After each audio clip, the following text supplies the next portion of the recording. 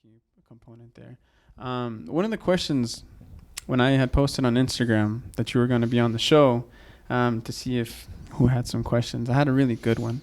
If you could give me the Mount Rushmore of soccer players that you've had at Santa Fe South, who would it be? So Mount Rushmore only has 4 players, and so I've been asked this question numerous times. I bet you have. And then I've even had the question of a starting lineup of 11, the best 11. That's the next. Okay, one. Okay, this is going to be really hard for me because position wise. But just the first rawest of raw talent that you was jaw dropping, because I can think of a few, but I need it to come from. I mean, the one that I think really put us on the map. He was a freshman in 06 when we lost the state championship. In 06. And then was a senior in 09 when we won it for the first time with Santiago Preciado. Oh, yeah. Along with Daniel Gallegos. They were both in the exact same class. Those two guys, worked hard, got better, and, had skills beyond their years and beyond their experience. So one was offensively just a tank. And just a beast. And then Daniel is just nonstop. He's going to shut down anybody that you have, and he's going to never give up. So those two, I would have to put those two up there. Yeah. And then we went to 4 straight state championships in 12, 13, 14, and 15. And I had a group of freshmen that came in that year that played all 4 years. And out of that class, we had Jesus Andrade, we called him Junior, that graduated in 2015, went on to OBU for 4 years, played all 4 years at OBU for Anthony Yauzi.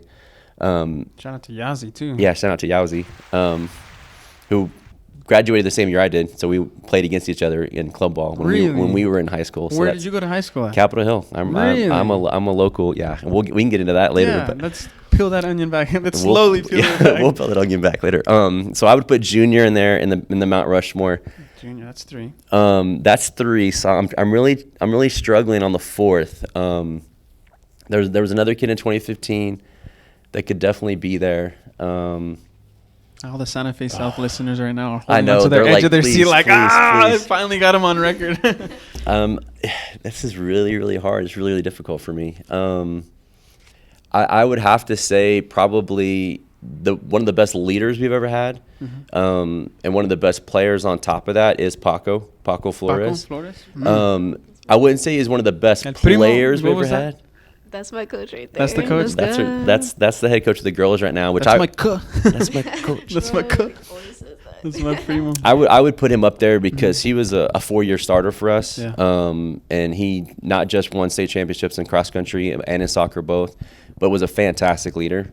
His senior year, he played with broken ribs and stuff like that. He did everything that you're supposed to do as a player.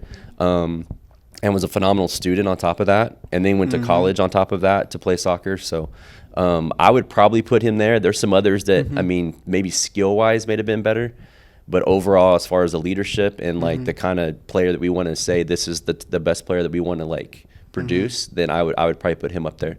And there's definitely a few others that are going to be probably mad at me for not mentioning their names that are maybe more skilled or faster or whatever. But on a different day, depending on how you're feeling, you'd probably throw them up. Yeah, there. And then definitely, So I would put them. So I'd put Junior and Paco, Santiago and Daniel. So 2 from 2009, and then a kid from 2015, and then Paco from 2017. So that's wild. I got to play against 2 of those, Daniel and Santiago. And I guess I'll tell this story because it provides a little context to having you on. But when we started our soccer at Dove Science Academy, we didn't have a soccer team our freshman year. We got a hold of one our junior year. We didn't make it to playoffs that year. I broke my collarbone real early into that season, and it kind of just went downhill from there. But our sophomore year, we make it to playoffs. We play Santa Fe South at home. I have terrible memory with a lot of things, but when it comes to soccer memories and stuff like that, I can remember it like it was night. It was chilly because, it's towards the end of the season. Regardless, we go up 2-1, and after that, we were getting dominated, and we lost 3-2. But that was a story. We were up. They came back. My senior year, we play at Taft, and I'm playing against Ramiro Becerra, Michael, Israel Viescas, Gabriel Hernandez. The homies, the guys, the bros. And same story. We go up 2-1, and someone makes a mistake in the back. Can't clear it out for a corner kick. Somebody picks it up. Ramiro picks it up, scores it, and then they come back 3-2. Same story every year. So that's my bitter story about Santa Fe South. But I remember the Taft game very clearly because Ramiro Becerra and Luis Preciado, Santiago's little brother. Yes, my goal in the midfield was to piss him off. Stick to him. Don't let him turn. He's going to step on me. He's going to turn. Because he was a clever, dirty player, as his brother was. And I'll go on tape. I'm unafraid to say that. They're the dirtiest of the dirtiest. But they were clever with it. They didn't like each other. They both wanted their stats. They all wanted their goals. They all wanted everything about them. And so we put them both in the midfield. Didn't work out. So we put Ramiro up top, put Luis in the middle. And that year we had a guy named Arleo Sevilla that was in the center mid with Luis. But I remember in the overtime, it was tied 2-2, and Ramiro was wide open on the backside, left side. And we're screaming at Luis to play the ball to him. And he was like hesitant because it was Ramiro. And he didn't want to play the ball to Ramiro. So he plays the ball to Ramiro, and Ramiro goes and scores, and we win.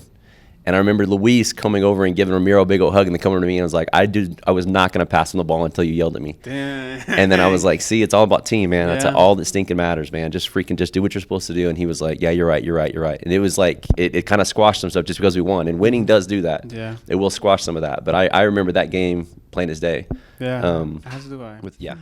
As do I.